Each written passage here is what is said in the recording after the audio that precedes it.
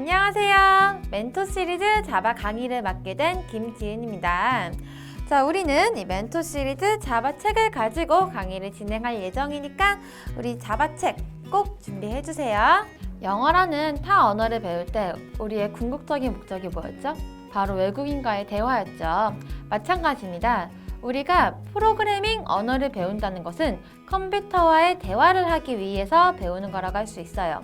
그렇기 때문에 우리 강의의 목적은 자바라는 프로그래밍 언어를 사용해서 컴퓨터와 막힘없이 대화하는 것을 목적으로 갖고 있습니다.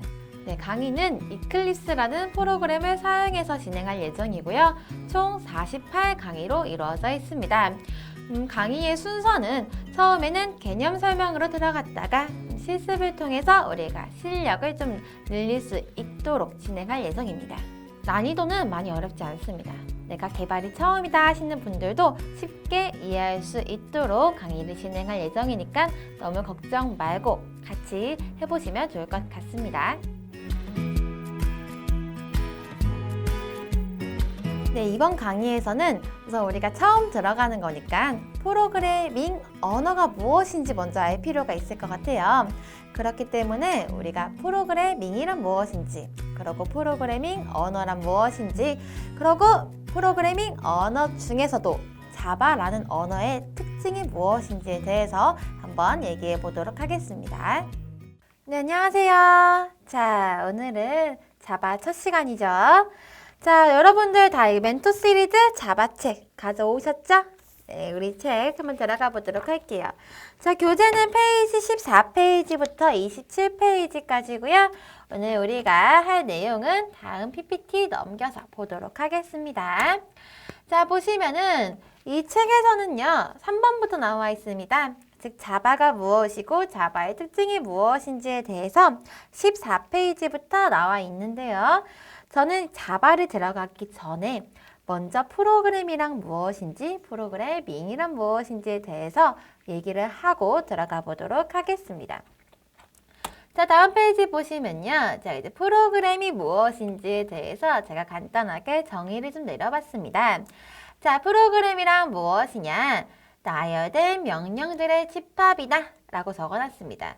이게 무슨 얘기냐면요. 우리 프로그램 중에서 우리 실생활에서 가장 많이 들어봤을 프로그램이 바로 TV 프로그램이라는 얘기를 좀 들어보셨을 것 같아요. 자, TV 프로그램 중에서 좀 대표적으로 무한도전 얘기를 좀 해보도록 할게요. 자, 우리 끝나서 좀 아쉬웠던 무한도전에 대한 얘기를 하면서 프로그램이 무엇인지에 대한 얘기를 들어가 보도록 하겠습니다.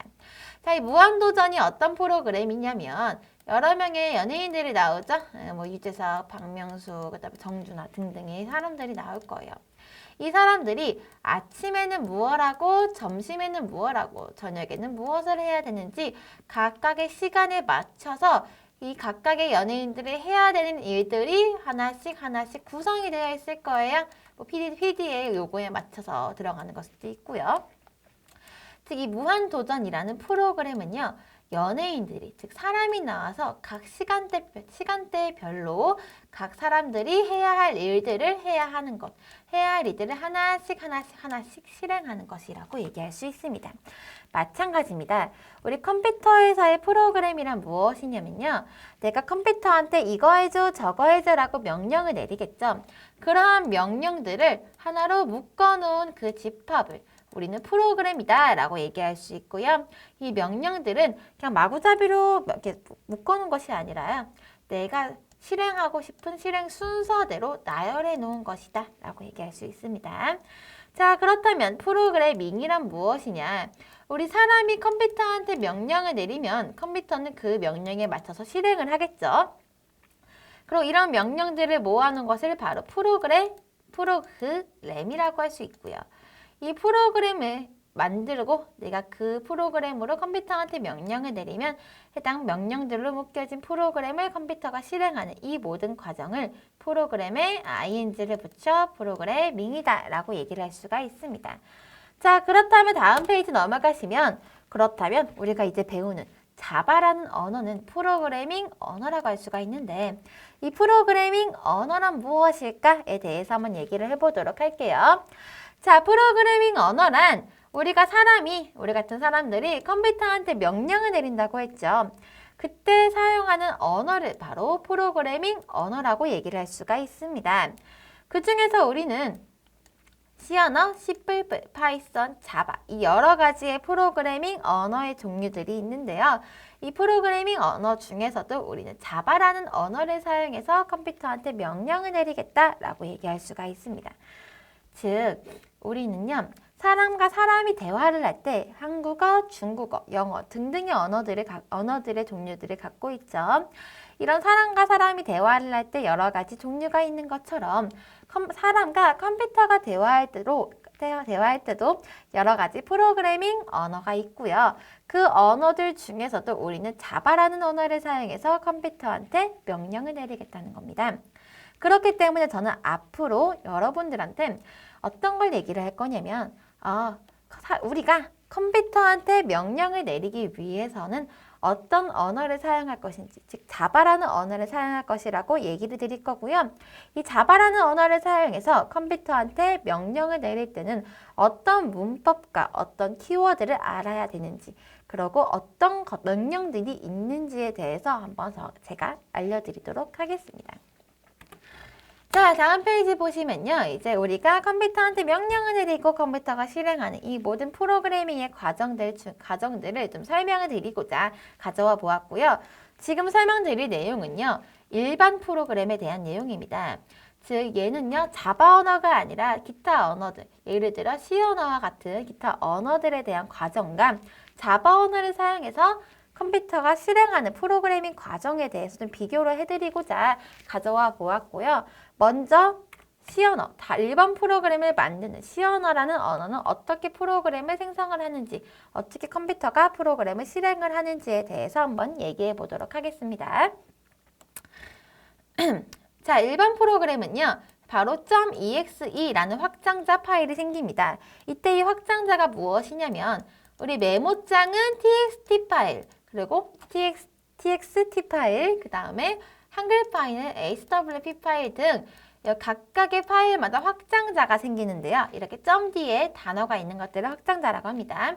이게 뭘 의미를 하냐면 이 .hwp라는 파일은 한글이라는 프로그램을 사용해서 만들어진 혹은 한글이라는 프로그램을 사용해서 실행할 수 있는 파일이야 라는 어떤 프로그램으로 실행할 수 있는지 어떤 프로그램으로 실행하고 생성했는지를 나타내는 것이다 라고 생각하시면 될 것 같아요.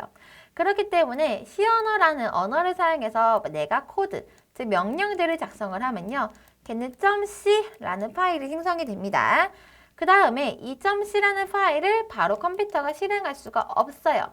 왜냐하면 컴퓨터가 실행할 수 있는 확장자는 .exe 실행 파일이기 때문에. 그렇다면 어떻게 .c 파일이 .exe 파일이 되는지 한번 그 과정들을 얘기를 해보도록 하겠습니다. 자, 먼저 우리가 코드를 쭉 작성을 합니다. 그렇다면 아까 얘기 드린 대로 .c 파일이 생성이 되겠죠.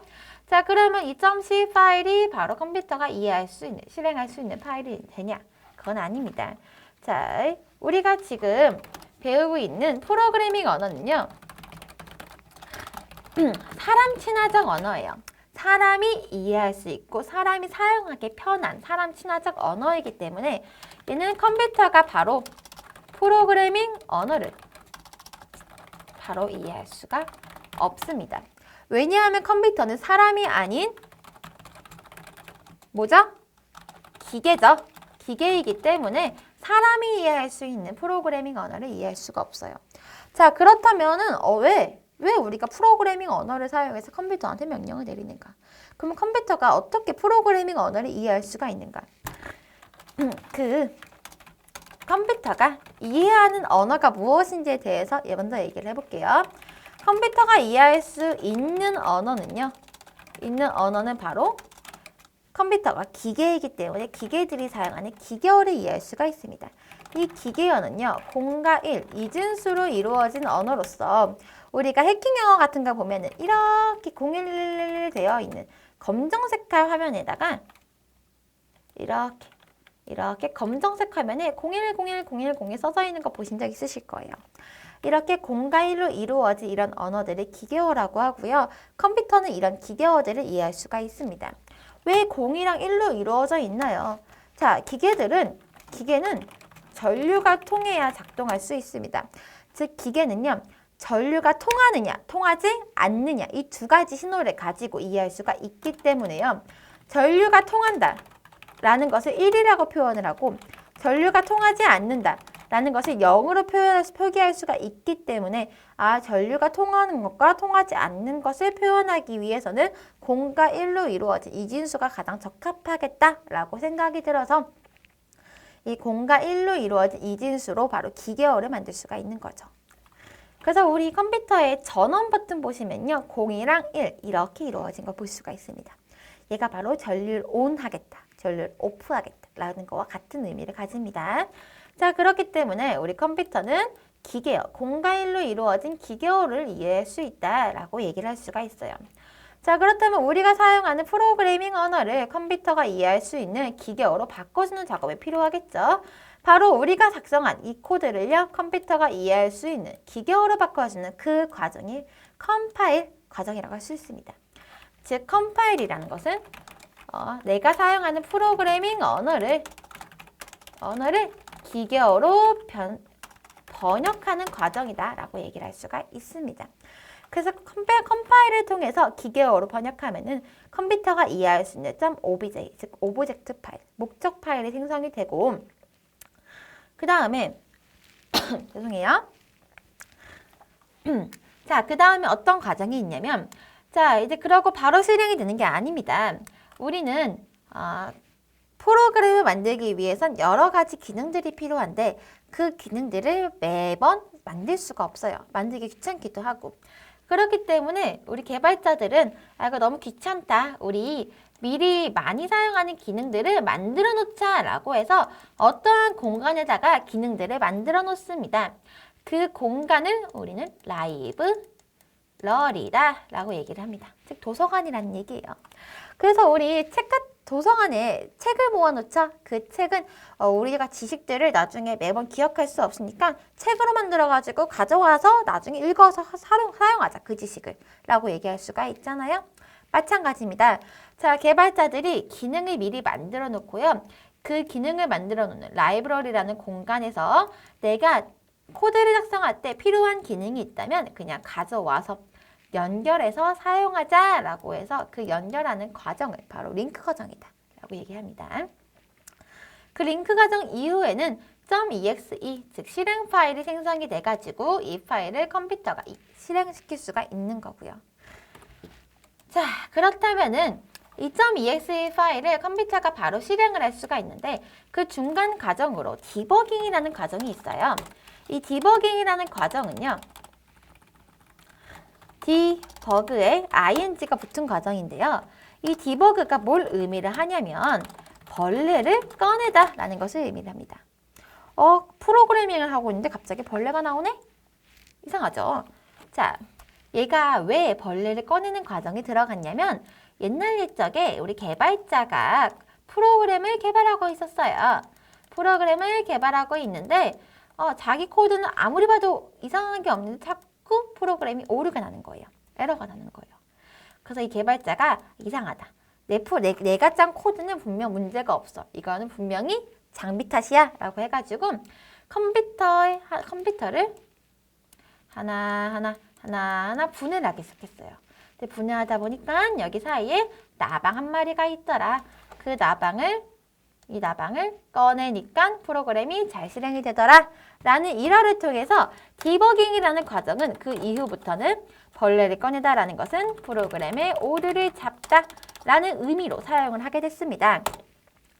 그래서 내가 프로그램을 만든 다음에 한 줄 한 줄 프로그램이 오류가 있는지 없는지 그 과정을 살피는 작업을 바로 디버깅이라고 한다. 그 디버깅 과정 이후에 프로그램 정상 작동되면은 실행시키겠다라고 얘기할 수가 있다는 것을 정리를 해주시면 됩니다.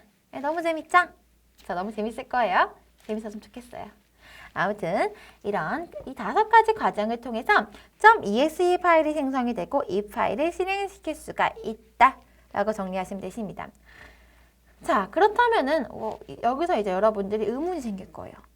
이상하다. 내가 배우는 것은 자바 언어인데 왜 C 언어의 실행 과정을 알아야 되는가? 이건 제가 비교를 해드리기 위해서 먼저 C 언어의 실행 과정을 얘기를 해드린 겁니다. 즉, 일반 프로그램, 즉 .ex의 실행 파일을 생성하는 프로그램의 과정은 이 5가지 과정으로 실행이 되는데요. 우리 자바 프로그램을 만드는 실행 과정은 조금 다릅니다. 자, 자바 프로그램은 어떻게 실행이 되냐면요.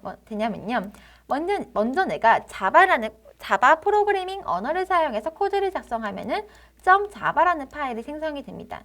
자, 이 파일을 내가 컴파일을 하면요. .class의 파일이 생성이 되고요. 이 .class 파일을 실행을 시키게 되는 거예요. 자바 프로그램은. 근데 우리 컴퓨터는요. .exe 파일만 실행할 수가 있다라고 말씀을 드렸어요. 그렇다면 어떻게 .class 파일이 실행이 되냐? 그 실행할 수 있는 이유가 바로 얘 덕분이에요. JVM. 이 JVM 덕분에 .class 파일이 JVM이 실행시키므로 얘가 .exe 파일을 생성하지 않고도 실행할 수가 있게 되는 겁니다. 자, 그럼 JVM이 어떻게 .class 파일을 실행을 하는지, 기존에 말했던 이 일반 프로그램과의 차이가 무엇인지 조금 더 적나라하게 보여드리기 위해서 다음 페이지로 넘어가 보도록 하겠습니다. 자, 다음 페이지 보시면요. 얘는요, 자바 프로그램이고요. 자바 프로그램이고 얘는 일반 프로그램입니다. 그렇기 때문에 자바 프로그램은 .class 파일이 실행이 되고 일반 프로그램은 .exe 파일을 실행할 수가 있어요.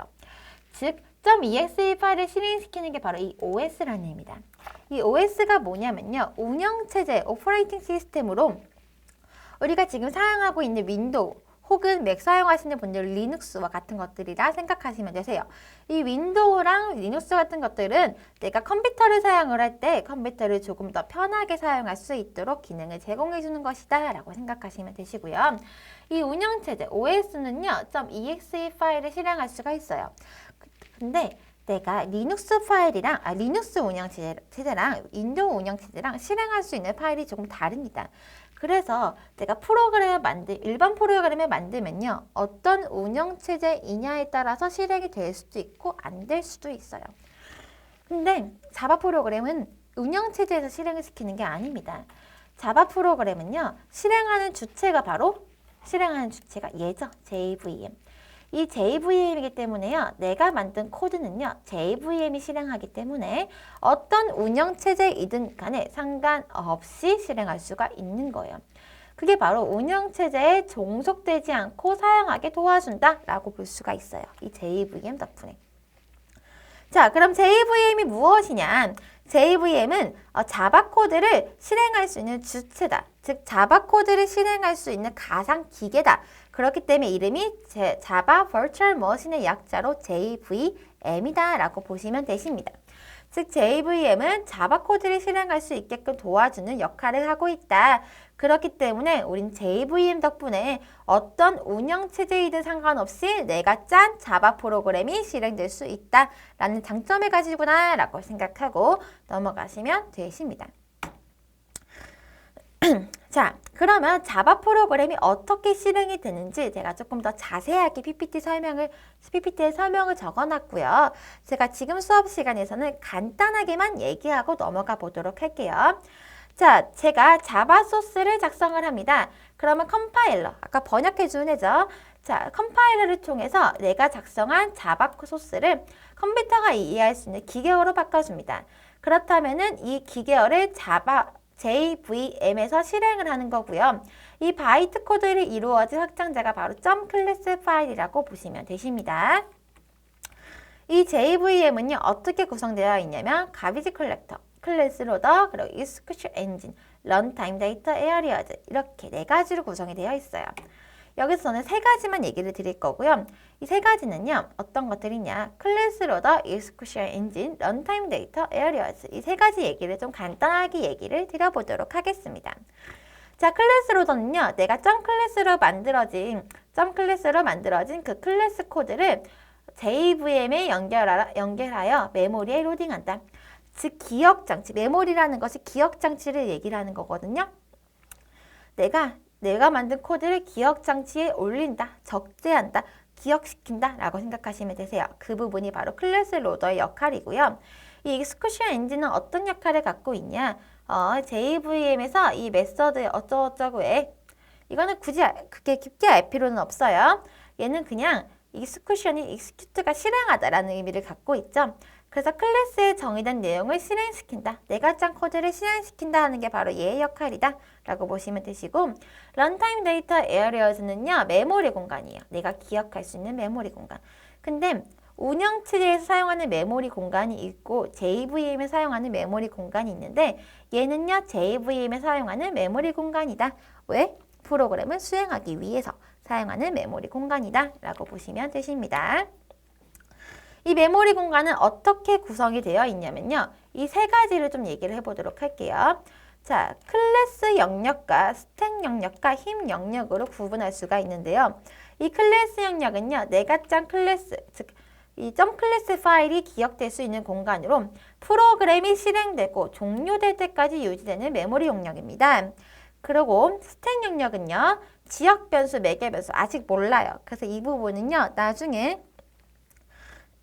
나중에 좀 기억 공간, 변수와 아니면 메모리 영역에 대해서 조금 다시 한번 얘기를 할 수 있는 기회가 있을 거거든요. 그때 다시 좀 더 깊게 얘기해 보도록 하고요. 이 부분은 간단하게만 얘기하고 넘어갈게요. 자, 클래스 영역이 프로그램이 실행되고 종료될 때까지 존재할 수 있는 영역이라면, 스택 영역은요, 각 프로그램의 기능들이 있을 거예요. 그 기능들을 실행하기 위해서는 필요한 메모리 공간이 있겠죠.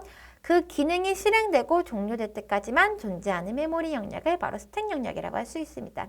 자, 힙 영역은요, 나중에 뉴라는 키워드를 배울 거예요. 이 뉴라는 키워드는요, 나 이만큼의 메모리가 필요해 라고 동적으로 할당받는 영역이거든요. 즉, 프로그램이 실행하는 도중에 메모리가 필요할 때 그때 할당받는 영역이 바로 힙 영역이다 라고 보시면 되십니다. 자, 그렇다면 드디어 우리 교재에 있는 페이지 들어가 보도록 하겠습니다. 자, 교재 14페이지, 15페이지 봐주시면 되시고요. 14페이지에 자바란 무엇인지에 대해서 얘기가 나와 있습니다. 자, 14페이지 보시면 미국의 선 마이크로 시스템사에서 개발한 객체 지향 프로그래밍 언어다라고 적혀 있습니다. 자, 지금 객체 지향이 무슨 얘기인지는 잘 몰라요. 그렇지만 얘는 외워주세요. 나중에 클래스와 객체할 때 객체 지향이란 무엇인지에 대해서 한번 얘기를 드릴 거거든요. 그래서 그때 다시 한번 얘기해 보도록 하고요. 지금은 객체 지향 프로그래밍 언어다. 좀 입에서 익숙해질 수 있도록, 내가 말하면서 좀 익숙해질 수 있도록 계속 얘기를 해주시면 좋을 것 같습니다. 그래서 객체 지향 언어이다 라는 것을 좀 기억해 주시고요. 15페이지 보시면 자바의 특징이 나와 있어요. 첫 번째, 객체 지향 언어이다. 두 번째, 배우기 쉽다. 이건 좀 간단하게 배우기 쉽다. 나중에 파이썬이라는 언어가 나오는데 그 언어가 조금 더 학습력에 적합한 언어로 나옵니다. 하지만 자바도요, 이전에 개발됐던 프로그래밍 언어에 비해서 상대적으로 배우기 쉽다고 얘기할 수가 있습니다. 자, 그 다음에 세 번째, 얘도 너무 중요합니다. 아까 JVM을 통해서 점 클래스 파일이 JVM이 실행시킴으로써 어떤 운영체제든 간에 상관없이 내가 짠 자바 프로그램은 어디서든 실행될 수가 있다라는 장점을 가진다라고 얘기했거든요. 바로 이게 세 번째 얘기예요. 이게 15페이지에 3번 보시면은 운영체제의 독립적이다라고 얘기가 나옵니다. 이 얘기가 바로 3번 제가 PPT에 적은 내용입니다. 어떤 운영체제든 간에 상관없이 실행된다라는 거와 같은 얘기라고 보시면 되세요. 그 다음에 4번, 가베지 컬렉션을 지원한다라는 얘기는요, 우리 가베지 컬렉션에 대해서는 지금 아실 필요가 없기 때문에 더 간단하게 얘기를 드릴게요. 얘는요, 메모리 관리를 개발자가 하지 않아. 즉, 내가 메모리를 할당받았어? 그러면 그건 무조건 반환해야 돼.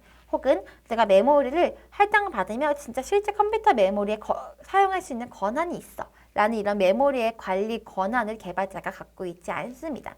그렇기 때문에 메모리 관리 자체를 개발자가 하지 않는다는 것은 가비지 컬렉션을 지원한다라는 거와 같은 얘기다 라고 보시면 될 것 같고요. 그 다음에 동적이며 스레드를 지원한다라는 얘기가 무엇이냐면요. 이 스레드를 지원한다라는 것은 이 하나의 프로그램을 실행시킬 때는 하나의 작업들만 할 수 있었습니다. 근데 스레드라는 게 이 프로그램들을 더 쪼개는 단위, 프로그램을 더 그러니까 쪼개가지고 각 스레드마다 어떠한 작업들을 할 수가 있어요. 그래서 스레드를 지원하기 때문에요. 얘는 여러 가지 다중 작업, 즉 멀티태스킹이 가능하다라는 장점을 갖고 있습니다. 여섯 번째는 그냥 읽고 넘어갈게요. 네트워크 프로그래밍과 분산 처리를 지원한다. 이 분산 처리가 방금 제가 얘기했던 다중 작업과 조금 밀접한 관계가 있습니다. 이는 나중에 좀 더 알아보도록 하고요. 넘어가도록 하겠습니다. 자, 다음 페이지 보시면요. 개발 환경 준비를 해야 되는데 우리가 자바라는 프로그래밍을 하기 위해서는 어떤 걸 설치를 해야 될지 제가 두 가지를 적어놨습니다. 우선 첫 번째로 우리가 JVM이라는 걸 얘기했었죠. 자바 버추얼 머신 해가지고 자바 코드를 실행할 수 있는 주체다라고 얘기를 했습니다. 이 JVM을 설치를 하기 위해서는 JRE와 JDK가 필요한데요. 우리가 설치할 것은 JDK입니다. 그리고 JRE와 JVM을 포함시킬 거고요. 이 JDK가 뭐냐면요. 자바 디벨로먼트 킷이라고 해서 자바를 개발할 수 있는 도구다라고 보시면 되십니다. 그래서 자바 실행 시에 필요한 라이브러리, 즉 아까 얘기했던 링크 과정에서 필요한 기능들을 모아놓는 곳이 바로 라이브러리예요 라고 얘기했었죠. 그 라이브러리, 필요한 도구들이 존재하는 곳이 바로 JDK고요. JRE는요. 자바 런타임 인바이러먼트 해가지고 JVM이 자바 가상기계가 실행할 수 있는 그 공간이다. 자바 JVM이 생성하는 부분이다 라고 보시면 되십니다. 그 다음 JVM은 자바 프로그램을 실행할 수 있는 주체다라고 이해하시면 되시고요. 이 JRE와 JVM이 포함된 JDK를 설치를 해볼 거고, 두 번째로 우리가 자바 코드를 작성하기 위해서는 또 개발 툴이 필요합니다. 그 개발 툴로 이클립스 프로그램을 설치해 보도록 하겠습니다. 자, 그 다음에 JDK 설치로 들어갈 거고요. 자, 인터넷 켜두시고 이제 인터넷으로 이 링크로 들어가시면 되십니다. 자, 이 링크 안 들어가시는 분들은요, 얘를 쳐주시면 되시고요. 얘는요, 이제 크롬에서는 설치가 안 될 수도 있어요. 그래서 크롬 설치 안 되시는 분들은 익스플로러로 설치해 주시면 되십니다. 저는 이 컴퓨터 자체가 인터넷이 조금 느리기 때문에 제가 이제 만들어 온 PPT를 가지고 수업을 진행해 보도록 하겠습니다. 자, 이 홈페이지 들어가시면요, 이 자바 SE라는 애가 보일 겁니다. 이 현재 페이지가 보이실 거고, 왼쪽 하단 보시면은 이 자바 SE가 보이실 거예요. 걔를 클릭해 주시면요, 이 화면이 뜹니다. 자바 SE 다운로드 화면이 뜨시는데, 여기서 클릭해 주실 게 바로 오라클 JDK 하셔가지고 이 JDK 다운로드를 클릭해 주시면 되십니다. JDK 다운로드 클릭하시면요, 각각의 운영체제에 맞는 거 설치해라 라고 나오는데요. 우리 거는 여기 있다. 윈도우즈 64 인스톨러 해가지고 여기 오른쪽에 있는 얘를 클릭하시면 되세요. 실행 파일. 나는 이거 설치할 거야 라고 실행 파일 설치해 주시면요, 이 화면이 뜨거든요. 너가 이거 설치하려면 이거 accept 해야 돼 라고 뜨는 겁니다. 그래서 accept 다운로드 눌러주시면요, 쭉 다운로드 되셔가지고 실행 파일이 나올 거예요. 그 실행 파일 클릭하시면은 이런 화면이 뜹니다.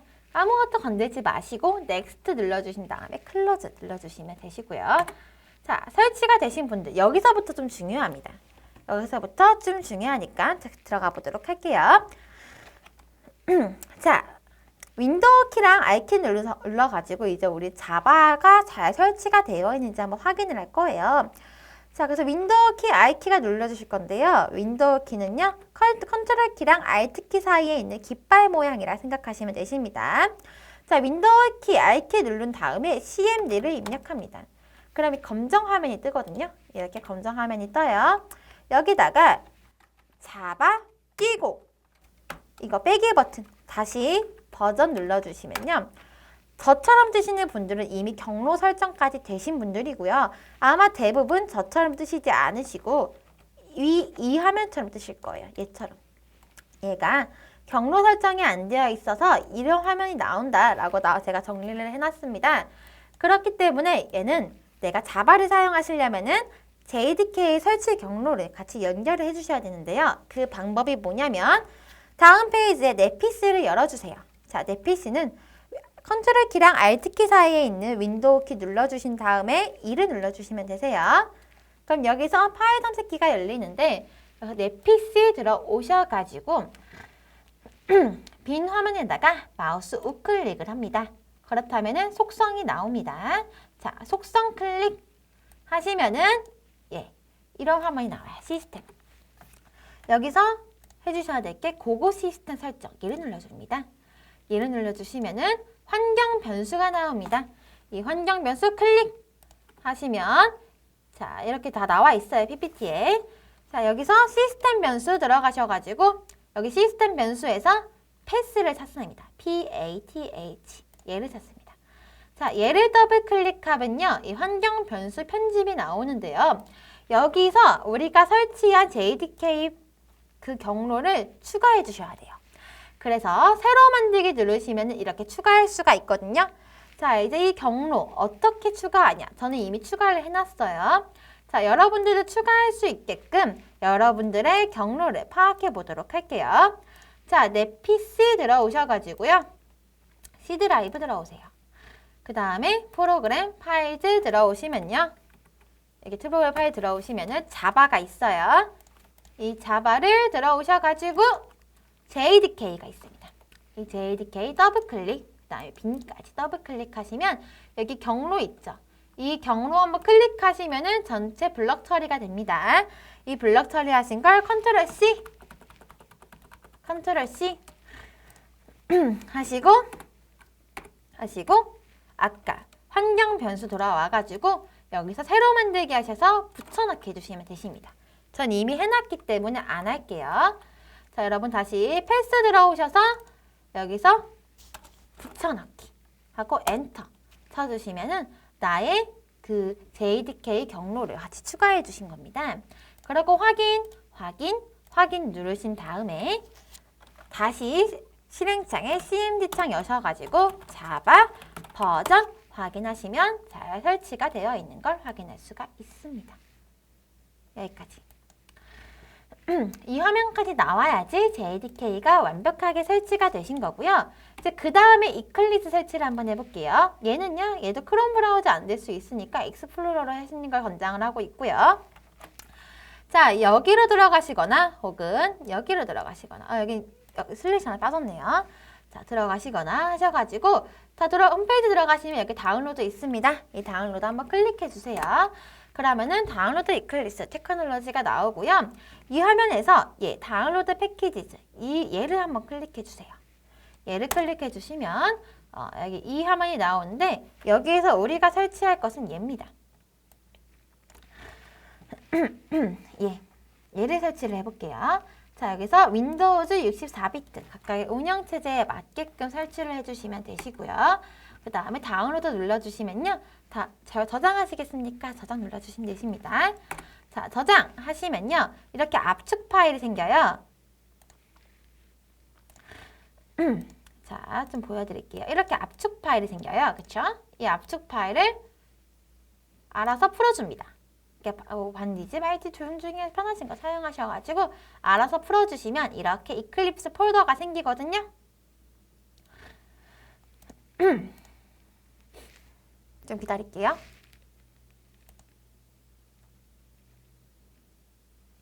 자, 이클립스 폴더가 생기고 자, 다 됐다.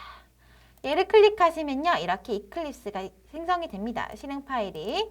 자, 얘 더블 클릭하시고요. 더블 클릭하시면 이 런처가 뜨는데요. 이 워크스페이스 이 경로를 좀 바꿀 거예요. 이 경로를 어떻게 바꿀 거냐면 바탕화면에 폴더 하나 만들어 주세요. 저는 제 폴더로 워크스페이스 폴더를 새로 하나 만들어 놨습니다. 자, 이 워크스페이스 클릭하시고 얘로 폴더 선택. 이 폴더 생성하셔야 돼요.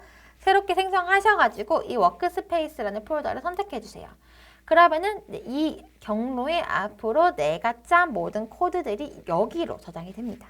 그렇기 때문에 이 워크스페이스로 폴더 선택하시고 런치 해주시면은 이렇게 이클립스 스타팅 중이야 라고 나오네요.